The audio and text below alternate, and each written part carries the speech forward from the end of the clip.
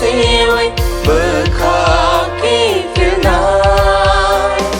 Jeborong sami sumso go siwi berkaki firna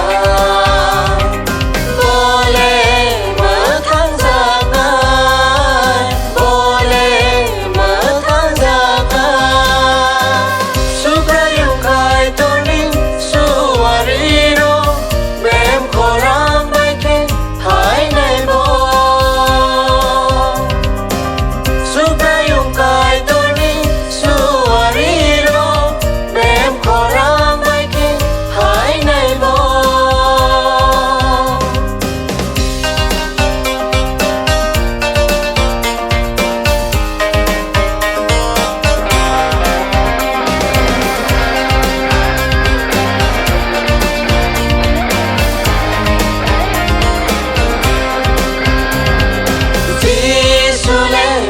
Sampakah sini Jisule faina naika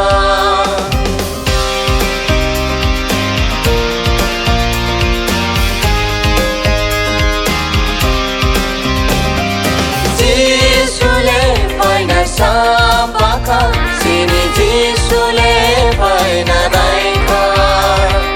Sak nang tiada to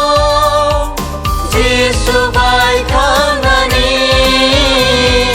sak nang tiada to Jisu bai kanani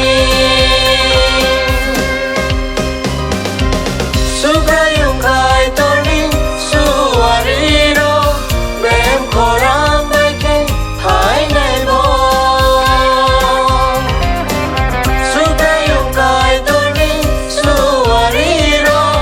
Bem korang baike hai nai bo Azorawo nokha grong sawe Perang pong mahai ke jilik sa